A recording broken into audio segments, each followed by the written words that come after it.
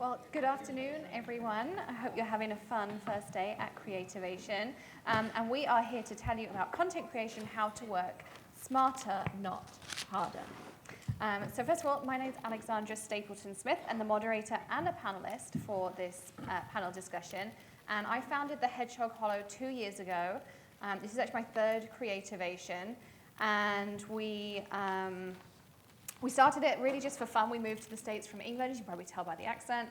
And I started the blog for fun, and I got myself into a whole other heap of trouble starting this. My husband probably wishes we hadn't started, as it takes over half of our home and our team who comes in every day. I have just been named Entrepreneur.com's top hobbyist who turned their hobby into a career. And I also have 2 girls at home who I'm trying to balance alongside Hedgehog Hollow. So we have a really busy household. And then on the panel with me, I have Jennifer Priest, who I'm sure many of you know, social media strategist, educator, smart creative social, if you don't already follow her or subscribe to her channels. And she's been leading and guiding hugely successful companies and social media campaigns since 2009. So we're thrilled to have you. And she was also named on NBC News the top 10 Latina bloggers to watch. And then next up we have Alexa Westerfield, who says she's 1 part social strategist and 1 part creative unicorn. My 4-year-old would love her.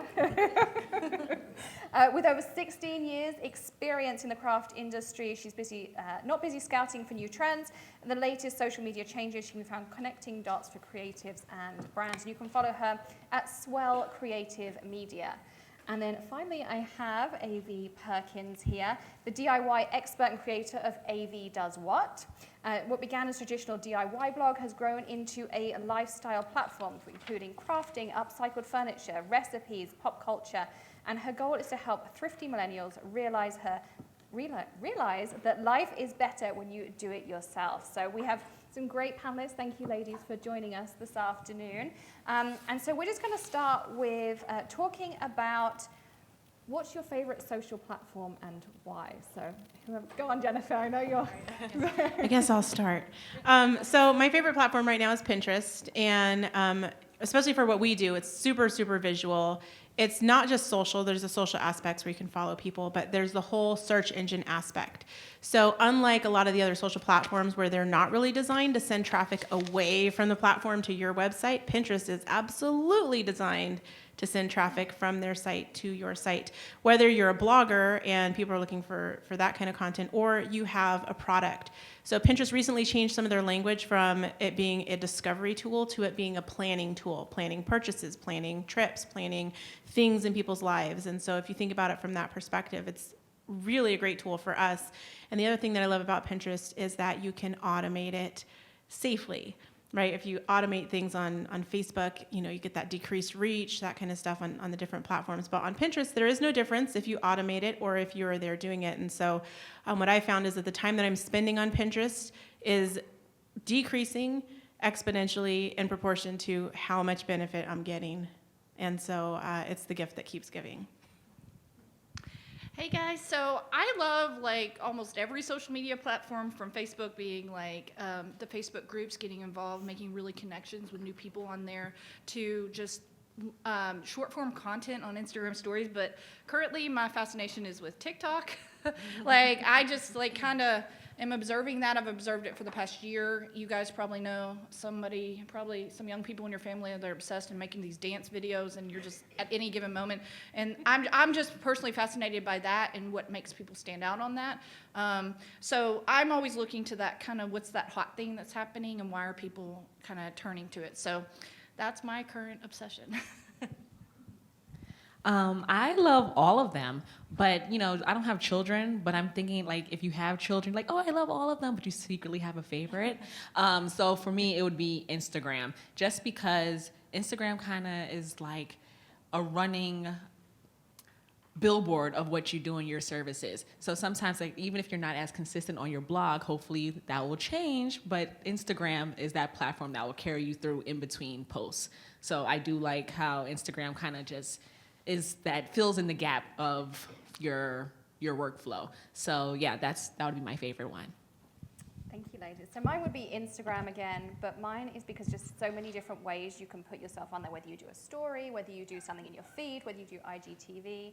And I think depending on the audience you're marketing to, you can think about where you position your posts out of those three things. So it gives you lots and lots of different options. So that would be my favorite. And just to let you know, we will have a Q&A session at the end because we want to make sure that we answer all of your questions. And this session will be on the Hedgehog Hollow YouTube channel. So if you want to go back and rewatch it or listen to advice, you can do that afterwards as well. Okay, so let's start with making good content. Okay, what is good content though? For me, good content is anything that resonates with my audience. Now, there's things you can get caught in your head thinking about, oh, is the lighting right? Are your colors on brand? Is your font on brand? And then all of your audience likes your selfie. You know, it's just like, wait, what happened?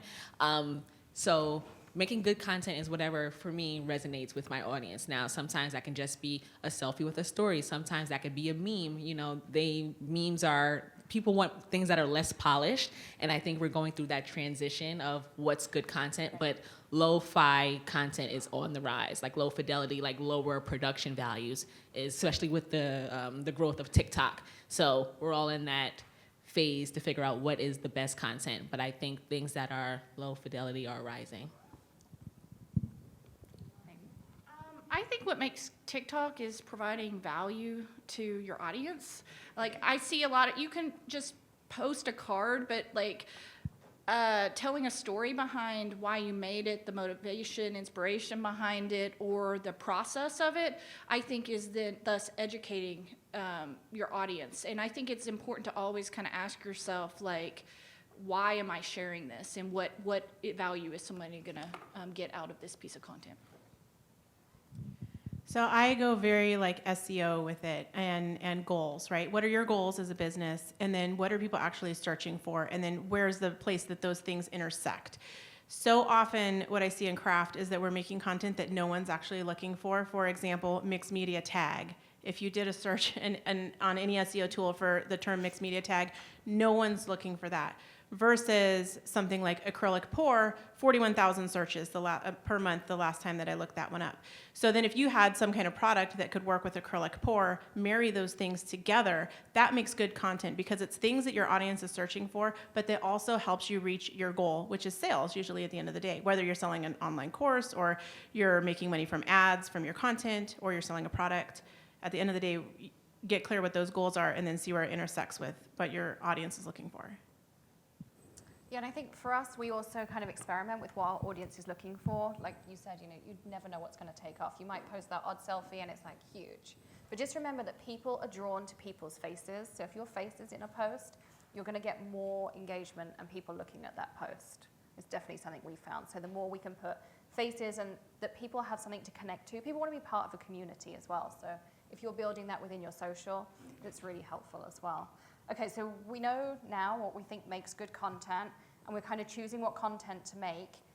What platform do I post it on? When do I post it? How do I post it?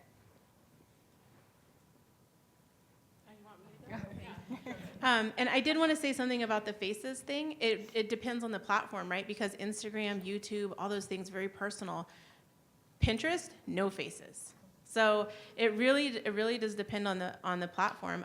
So as far as like knowing what to post on which platforms, it's getting really clear on like what is the reason that people go there. What are they using it for, right? They're using Pinterest for search. They're using Instagram for connection. They're using Facebook for connection and community. So get clear on like why they're there, and then that will help guide you for what you're going to choose. I'm trying to look at the question again so I remember what we were doing. And then how do we know what to post and on which platforms? Yeah, I mean, it really is just kind of studying each platform. And the beauty of being here is that you've got sessions where it's just Instagram focused or just Pinterest focused, right? And so then you can take those sessions and really drill down on like a specific platform, but getting clear on like what it is that your audience is there for. Some of the things that I've experienced with like knowing what to post on each platform is I might take a same piece of content, say it's an image or a video, and I might put it on Instagram, but then I'll put it on LinkedIn and I'll make it a little more professional sounding, or I'll take out the funny little meme bits that maybe I spoke or I was a little more vulnerable on my Instagram post. And then on Facebook, it might be that I just format it slightly different. You know, I might throw in a couple extra images to complete the story. So it really just really study what the best practices of each channel are. And you can take one piece of content and put it on each, but I would just, it's really a nuance. To piggyback off of repurposing, I like to, like, let's say with Facebook, I will just put some random thoughts, you know, witty, something funny, and people are resonating with it. So it's almost like a beta test, like, you know, I'm testing it. And I'm like, oh, this went well. So then I'll tweet the same thing. And then it may go well on Twitter, and then I screenshot the tweet. So you know how sometimes people, you know, are passing memes around and it's of Twitter. So I would write that and then put it on Instagram. And so it becomes, so that one thing that I put on Facebook earlier that day, because it was just a thought I had in the morning, circulated to all of the channels and did well on all of the platforms. Also, something that I do, especially with Instagram, Instagram has analytics that you can look at to piggyback what you were saying about numbers. So they'll tell you what time they'll tell you what time is best for when your audience specifically, because I can tell you noon, but I live on the East Coast. Noon here is different. I found that out, you know? So it'll all be different depending on the audience that visits your channel. So look at those numbers, because they'll always put infographics on Pinterest and other places about what's the best time, but you don't know where they're actually getting that information from. So you can go in, there's analytics on Pinterest and Instagram, I believe Facebook as well. Twitter, I just kind of just tweet when I want to. Yeah, and just piggybacking off of that as well, just remember that different people access different platforms. The person who's reading your Facebook may not look at your Instagram, and whoever's looking at your Instagram feed may not look at your stories or vice versa. So just when you're putting content up, again, about repurposing, just think about your wording as to who that platform is marketing to. I can tell you I have people who only look at my Facebook and people who only look at my Instagram, and some people who only ever look at my Instagram stories. And again, through the analytics, and you get to know the names as well. You'll see so-and-so liked your post, and you'll just kind of get used to those names. So definitely, you know, think about who is on that platform and those kinds of things. So we've got content. We know where we're going to put it. We know how we're going to personalize it. But really, what is social media for? Are you there for a strategic goal? Some people might just, like with your Twitter, you put random thoughts up. But generally, for all of us, it's a marketing tool. So whether you're marketing a product, a service, your blog, which has tutorials on it, in some way you are trying to market something. So how do you set your goals on social? I set my goals based on my end goal, you know, because some people may want to market a product that they're selling, but in many cases, you are the product, like when you're an influencer. So I want my own television show. So I'm always posting things of myself or what I'm doing. So that's kind of like, that shapes my immediate marketing goals, because before I was one of those people like, oh, you know, I don't want to be seen as like vapid, like unfortunately how the fashion influencers are seen. And so I'm going to just be posting like my crafts, not my face, because it's about my heart. No, it doesn't work. So integrating that, because knowing that what my end goal is, that's kind of like shapes the smaller goals with the social media. So the way that I run my business now, it's changed a lot over the years, and there's generally like 3 activities that we do in business. We have money producing, which is like a sponsored post, an activity that gets you one-time money. Revenue producing, which is something that's 1 or 2 steps away from producing like longer-term revenue. That's like maybe you're selling a subscription program or a course or something like that, where you're not creating the widget every time that you're selling it. And then there's business building activities. Social media is business building. That's where I spend the least amount of time. So if I'm going to do something on social media, the more that I can make it be a money-producing activity or revenue-producing activity, the fewer steps there are from me posting this on social to producing revenue, the better. So like if I'm going to go like and again, it's like thinking about what are the goals. So for me, the goals are always revenue, and that's because like the things that I'm doing to produce revenue are the things that I want to like do in the world. So like for you, you're selling your product, right? You think it's amazing and you want people to get that product in their hands. And so that's your end goal, right? And money comes with that. So every time that I think about what I'm going to post on social, it's how close can I get it to producing revenue. So like on Facebook, I almost exclusively only do Facebook Lives because that's going to give me the best reach. I know that that's where I'm going to perform the best. I know that that's how my audience likes to consume that content. And I know that that's usually 1 to 2 steps away from producing revenue, depending on where I send them, what call to action I have at the end of the Facebook Live. So getting like really, really clear on like, what is it that I'm doing in my business? Like, what is my purpose here? And then how can I shorten the steps between what activity I'm doing on social to getting to whatever that goal is, if that makes sense.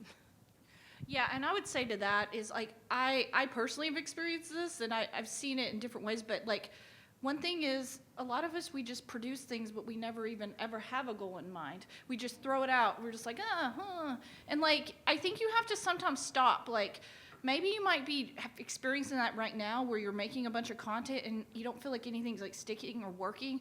Well, it's because you don't really have a strategy. You don't have a strategy behind it. And you need to maybe even stop for a moment, and that might be a week, a month, I don't know. Like, even if you just sat with yourself and be like, what do I want out of this?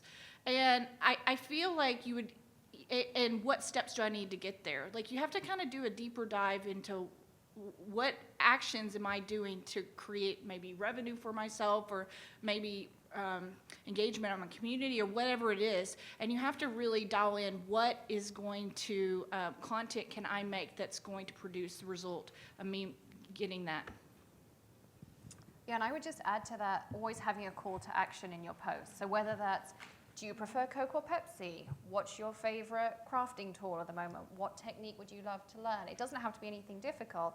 And then if you are marketing with a goal, making sure you have clickable links, whether that's an Instagram link in profile, whether it's a clickable link on Facebook.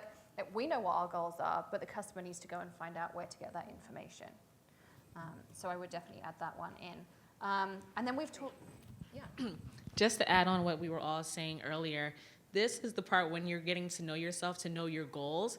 This is the part where you can fall victim to comparison. Now, you can get inspiration, and I definitely think inspiration is great to kind of help streamline your goals. But if you gotta get like, oh, someone is doing just all flat lays, I should do flat lays. Does your audience like flat lays? You know, would it resonate with them? So you have to do that research as well. So don't just take all the inspiration for, as your strategy. And I'd like to add one thing. I hope that you guys might have noticed that none of us were up here going like, your goals should be something like a certain number of followers, right? Like, none of us said that, and I think that's really insightful because that doesn't always translate into something tangible in our business. Yeah, definitely. I mean, the number of followers, yeah, it's great to be able to say, oh, I've got 20,000 or whatever, and we all want to get to 10,000 for a swipe up on Instagram. But if they're not quality engaged followers, you might as well have 10 followers. I had 200,000, how many? On Vine, if you guys remember the platform Vine. I made no money off of that site. I was just making a bunch of content. It got followed, but like, big picture, I'm like, well, I worked really hard on all that content. I made this great following, but the people that were on there weren't gonna buy from me, and also I wasn't asking them to buy from me either. So just because you have a following, and there's plenty of people out there that you might perceive them to be successful, they're not making anything off their business or their following. They're not strategically marketing themselves or going after brands. They're just, they might be getting some free clothes or something, or some supplies, but they're not actually, it's not really a business. Yeah, now to almost piggyback off of that, right? That's like the key, like bingo. Every time you hear piggyback off of, like throw glitter, bingo, right? But with things like sites like Vine and even Instagram or all of those places, you have to position yourself, and it's all about your end goals. Because if you are the person who is selling like a service, right, you may not be able to get that unless you are, something that is actually clickable. But there's people who were on Vine and now they're actors now, and YouTubers are becoming actors. So it becomes like a reel, like a resume reel, depending on how you want to do it and what you're actually doing. So you have to evaluate each platform so it can see that it goes in line with your goals. Because everyone may be on Vine. Well, rest in peace, Vine.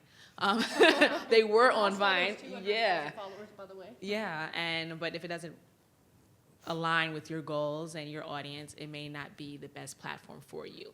I would also say to that too is like, yes, I am fascinated by TikTok. I'm also fascinated by how is that actually how can you actually monetize that?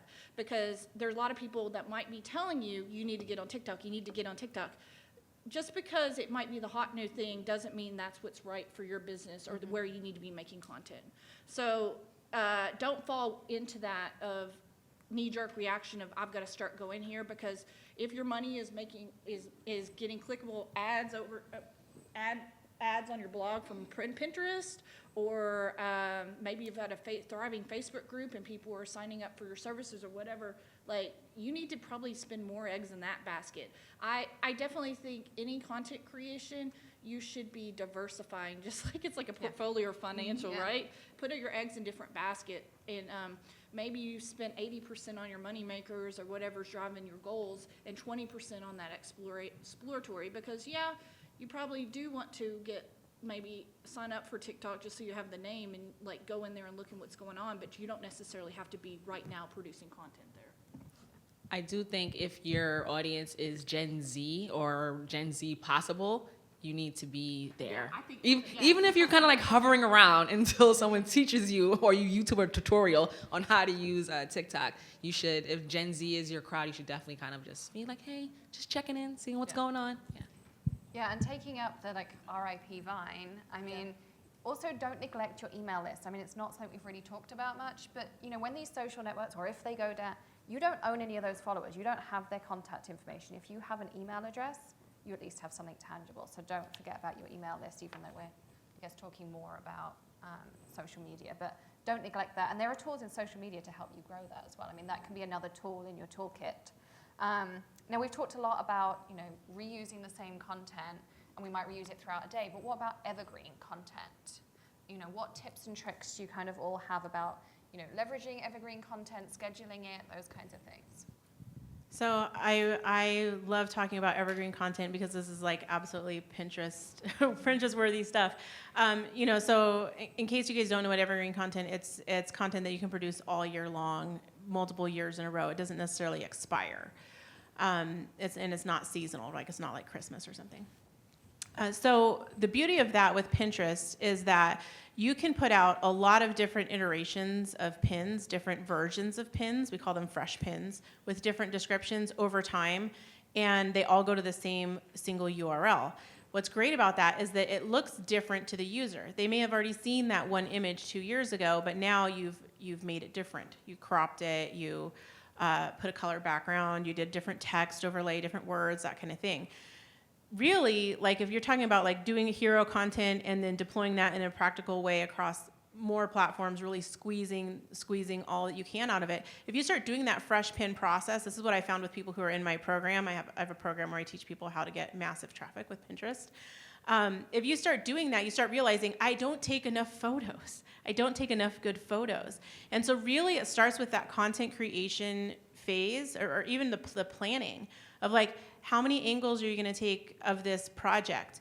How many different ways are you going to stage it? Are you going to do it on different color backgrounds? Because all of that gives you a huge library of content that now you can chop that up in different ways. You can crop it in different ways. You can put it on the different platforms. You can do carousels on Instagram and Pinterest and Facebook, and there's a lot more possibilities. So one of the biggest things I've seen is that people don't take enough photos in the beginning. Then you check the project or you ship it to the manufacturer or whatever you do with it, and now you don't have it to take more photos. And so that content starts to feel stale. And what we tend to do is we put it on a shelf and we move on to the next newest thing instead of saying, let me really make this content really, really good on my site to make sure it's an excellent experience, whether that's a great blog post, a really robust YouTube video, or whatever it is that you're making that's your content.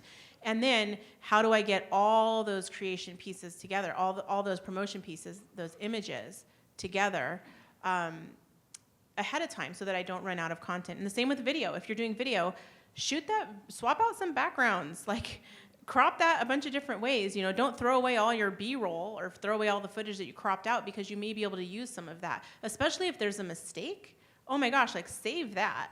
And yeah, you can use that to promote that content again because maybe they saw the beautiful finished product, but now you have this piece of content that's about a mistake that goes to the same thing, right? Now you're going to put that mistake video up on your Instagram and drive people that way. And then you can look, I'm sorry, I'm taking a lot of time. Then you can look at the overall and be like, what resonated the most with them? And then now let's analyze why. And then as you go into the next content creation, now you have more insights to make that even better. Yeah, I think that a lot of people, I have this guide I wrote, what's it, One Piece of Content, 25 Ways? Oh, yeah.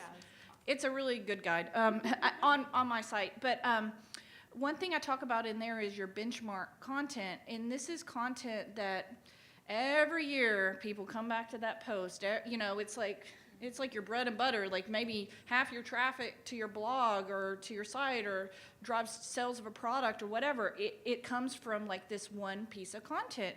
And you have to kind of stop and look at it and be like, wow, this is my money maker. How can I make this great? So it might be you have a blog post and you're like, you know what? I'm going to make an accompanying YouTube video because people are obviously interested in this blog post. They're going to want to watch the video, and you embed that into your blog post because now people are going to watch. Some people are visual. You got to think visual learners, right? Or they maybe like the step outs better. So now you're adding more meat to that piece of content that you created, and you're making it even better. And so if you find that maybe you have this post from 10 years ago that you made, maybe it's time to update it, go redo it, take some great new photos. Maybe it's time to say, I'm going to offer this up in a series. Each month I'm going to make blah, blah, blah mason jar craft, because every time and then you have this, over a compilation of time, you have 12 mason jar crafts, one for every month of the year, that you can now make a Pinterest pin that you can compile them all over together in a roundup. So you just got to get smarter with it, like know what you're good at, know what your zone is at, and what also like the audience is like really jiving with. And a lot of that you can find just looking at your analytics and kind of, or asking or seeing what people are commenting most on your social media about. Now to piggyback off of what, but I have a whole folder full of bloopers and outtakes from every like YouTube video that I do to do that exact same thing, because that can be a part of like the teaser for the YouTube video that I am creating, because I'm shooting myself, so sometimes I'm basically talking to myself. So there's tons of bloopers about to happen. Now, something that I like to do, looking at your analytics, is that sometimes when everyone says evergreen, evergreen, evergreen, it can still feel stale because they go to the same topics of evergreen, like how to tie a tie, how to tie a scarf, or you know. But when you look at your analytics, you can see what your audience really likes. Now, could be your YouTube analytics if you're doing video. This can be your Google analytics on like for your blog and everything. Like my audience loves glitter. They love anything that's shiny. That's what it takes off.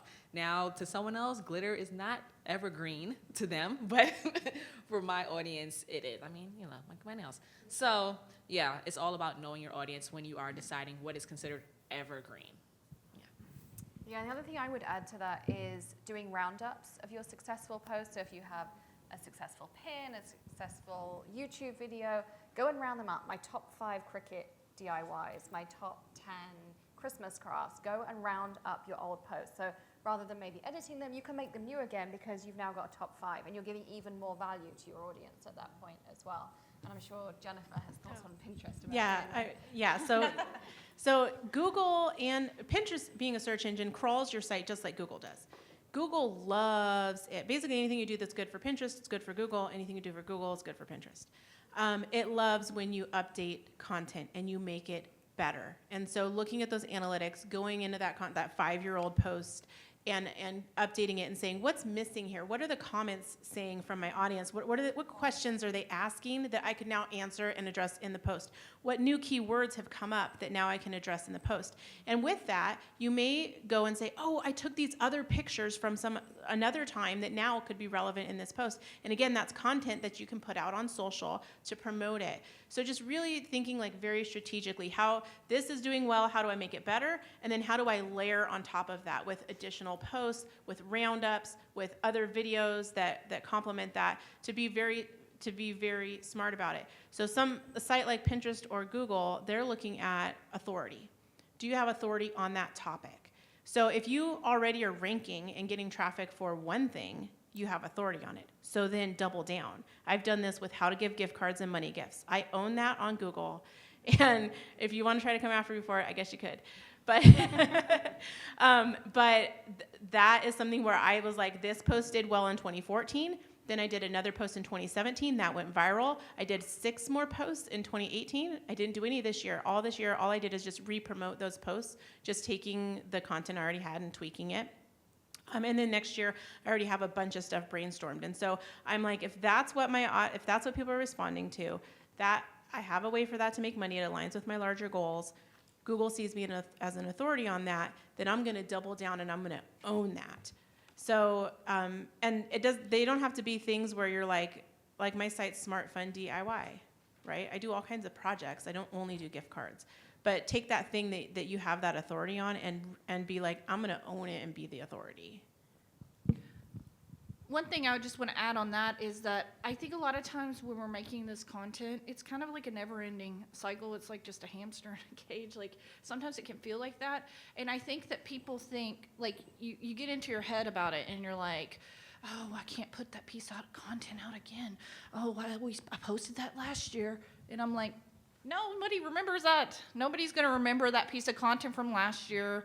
It was probably on, it's on, you can post the same kind of piece of content on different platforms. You can, with the same image. Like, don't make it hard on yourself where you feel like people are like, you're over-evaluating the audience isn't, and I think it's sometimes just be mindful that sometimes you're making it harder on yourself when each year you should be posting that same tie-dye project you did last year or that recipe or whatever. Just don't, when it comes a season, be like, this is my season to bring that project out again and just post it, So just, and people will love it. They'll be reminded, oh yeah, I meant to do that. I saw that last year. I want to make it this year. I forgot to. So just be mindful that sometimes you can get in your own head about the content and don't overthink it. Now, I believe when you want to repost your pictures like that, that's when the caption really comes into play. You can repost basically whatever you want because Throwback Thursday exists. So you can repost all the pictures you take here, repost them next week on Throwback. Today's Thursday. Yeah, so next Thursday. Awesome. And you'll be able to stretch your content even further. Now, with establishing authority, depending on what your goals are, on the influencer side, that's press. That's getting yourself out there so you can establish that authority in your field. And also remember, when you're reposting content, that follower might not have followed you last year. That content might not have been served to them last year because of the algorithms in the socials. So don't think like, oh my goodness, I can't repost that. Yes, you can, because that person may have forgotten, they may not have seen it, or they may be a new follower. So definitely repurpose. And as long as you're giving value, it'll be never looked at as spam. People will look at it like, oh my gosh, like you reinvented the wheel, and you're like, I posted it last year, but it's great now still. So yeah, as long as it's valuable, you can keep reposting it.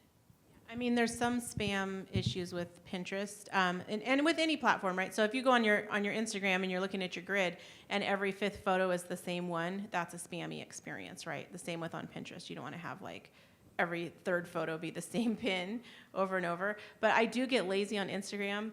I will repost the same thing from 2 years ago with the same caption. I legit will. And just like go to your analytics and be like, what was popular this day 2 years ago?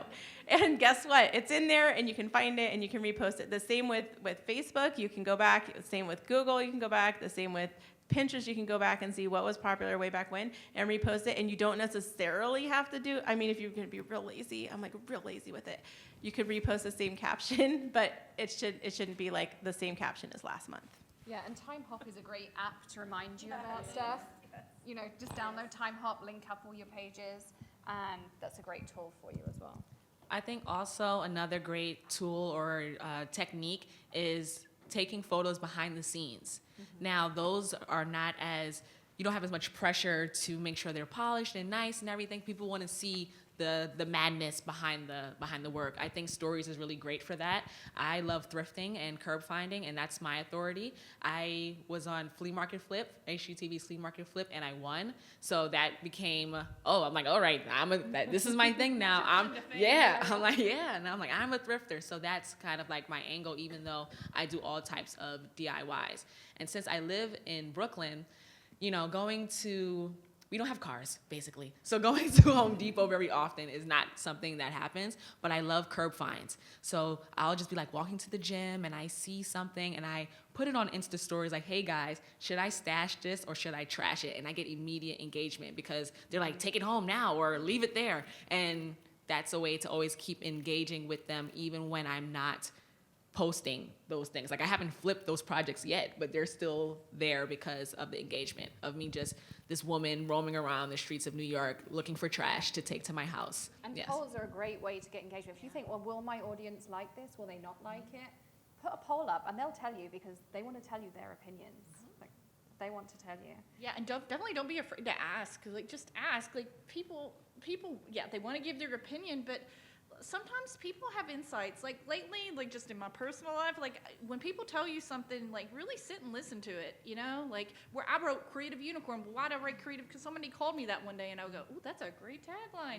So, like, like, just be mindful of, like, what people are saying. When people comment on your blog and they tell you something, or they tell you, hey, that really inspired me, kind of take a step back and be like, why did that inspire them? Or even ask them, like, for more information. Like, sometimes I feel like social media, it's social, like we should be able to have a conversation about what we're doing and ask and get to know also the people that are viewing us. Right. And sometimes those people are seeing something in your content or what you're making that you never see. So sometimes it's just good to get that insight. And your fans, your tribe, they're invested in you. They actually want to see you flourish and succeed. So if they feel like they're a part of it, it's like, woo, go team. So get them involved in whatever way you can. Okay, so we're going to move on in a second to Q&A. I'm going to give Sean a mic so he can pass it out. But while I'm doing that, do you ladies want to give yourselves a plug and let everyone know where they can follow you? If they have any questions, are you here for the whole show? Yeah, so I am Jennifer Priest, and you can find me at smartcreativesocial.com. It's also Smart Creative Social on Instagram, smartfundiy.com, and smartfundiy on Instagram. I have like a lot of Instagrams. I guess I do like Instagram a little bit. I think I have like 7 Instagram accounts right now. So also Best Craft Rooms. So yeah, I do Pinterest strategy. That's like my thing now. Really, my DIY blog is kind of like a hobby, a sandbox for me to test things out on. And I am an ambassador for Cricut and for Plaid. So I still am active in the craft industry, but my passion is helping other people get traffic to their site with Pinterest. And I have a free guide if you guys want to get that. Just go to smartpin.pro, P-R-O/map. It is a 5-page traffic roadmap to help you get traffic with Pinterest if you guys want to get that. And if you guys see me anywhere here on the show floor at any time, feel free to stop me, message me on Instagram. I will answer you. I have a session tomorrow on Pinterest, and then I'm on a panel. I'm moderating a panel with Alexa and AV on video, and that will be on the show floor on Saturday. So make sure that you check that out if you guys are into video. You should be into video. Yeah, you should definitely be into video. Maybe you can standing room. I don't know. People don't show up all the time. I like it. Yeah. Be suspicious. Be suspicious. I'm Alexa. So I have a site called swellcreativemedia.com where you can go download that guide, one piece of content, 25 ways. It's a really good guide. And I also do consultancies, like working with different professionals, brands, that kind of thing. So if you have any questions, come up and see me here at the show floor. Love to chat with you. I am AV. AV does what? AV, like the letters, like audiovisual, does what? Because AV does a lot. That is my social everywhere. So, follow me on Instagram for sure. If you guys can vote on those things I find on the street, and if I bring them to my house, I'll let you guys all know. But before we go and do everything, I want to give you guys some tips that weren't in the questions. User-generated content, that is a way to not work as hard when you are creating your content. So when you have your fans, like your tribe, they may be using your hashtag, develop a hashtag, and you can repost their stuff because they want shout outs, because they want to feel acknowledged and they want to see you succeed. So definitely user generated content is something that, yeah, it creates brand loyalty, and it also lightens the load on you. What's another one I wrote? No, you also create brand ambassadors for your brand. They could be students, or for me, I teach a lot of like crafty classes. So for me, it's my students. I call them aviators. So we're like beyond, like the Bayhive, but with like glitter. Yeah, those are my students. But then for your small businesses, those can be customers as well. User-generated content. Also, holidays, we were talking about like evergreen content, but like, keeping up with trends definitely helps with like immediate engagement. Those national days, like National Popcorn Day or National Jerk Chicken Day. I love jerk chicken, and that is July 6th, just letting you guys know in advance. So you can create your content. You can create your content around those days as well. I have some more about like apps and stuff, but I want someone to like ask me that so I can say it. Okay. And so I'm Alexandra. You can follow us at The Hedgehog Hollow. Just make sure you put the THE at the beginning. Apart from YouTube, it's just Hedgehog Hollow. We do daily videos with a media partner for Creativation. We have a booth for the first time ever, which I'm slightly nervous about, but you can come visit us at 1718. We've got some fun things going on there. And then also we do some consultancy with brands, videos, video creation, social, those kinds of things. So you can't miss me with the pink hair. Just find us, and we have a chat. Sean is also, he's our creative director. You can find him anywhere, or you can flag Ty down and ask him the technical questions. So that's that. So questions? You had mentioned analytics as one way to, get insights. Can you guys talk some more about the hacks you use to come up with content all the time? Like, say if you're doing lives regularly, how do you come up with so much to say? It's never ending. The biggest thing is like, what are your audience's challenges, right? Start with the comment section. What questions are they asking? Go to a site called Answer the Public. It's questions on whatever topic. It's all the questions that people are typing into search engines on whatever topic. Use SEO tools to find out like what volume, generally if people are searching for something on Google, they're probably searching for it on other platforms. They're probably interested on it on other platforms. Things where as you're discussing things, like listen to yourself as you're talking to your team. Like I was actually talking to my coach the other day, and I was like, I wish that people understood blah, blah, blah about getting on Pinterest because they really need to have good content. Da, da, da. He's like, that's alive, that's alive, that's alive. He's like, write all these down. And it's true. It's like any of the challenges that we're facing, like, why is my message not getting through? Why are they not understanding? I wish that my audience would look at this bottle of paint and understand they could do 800 things with it. Those are all topics, especially for a live. And then there's a structure for lives. I don't know what you guys follow, but I follow like a 5-part structure. And it just makes it super easy to just, can I tell you guys it real quick? Okay. So the first thing's a hook, right? How do you hook them in, get them in, the first few seconds? Yeah, usually it's me like coughing, which is not good. You need like an actual good hook. So it's like, the 6 things that you didn't know you could do with acrylic paint or, whatever, something like that. Then the second thing's a story. It doesn't have to be super long. It can be a story, it can be a joke, it can be a riddle, anything to like illustrate your point that's entertaining. Metaphor. Yeah, metaphor. Oh yeah, I'm good at those. And then the third thing is the teaching, right? Here's what you gotta learn. The fourth thing is a recap. Here's what I just taught you, the 3 bullet points. And then the 5th thing is call to action. What do I want you to do now? I want you to comment. I want you to share. I want you to tag someone that you think this would be useful for. I want you to go to my Facebook group and let's continue the conversation more deeper there. I want you to go download this free guide that's going to take this a step further. Like so many calls to action that you can do. Every single live should have a call to action. I hope that helps. And don't forget that people don't assume your audience knows stuff. It's never too basic. Like, you're talking about, I wish people knew this about Pinterest.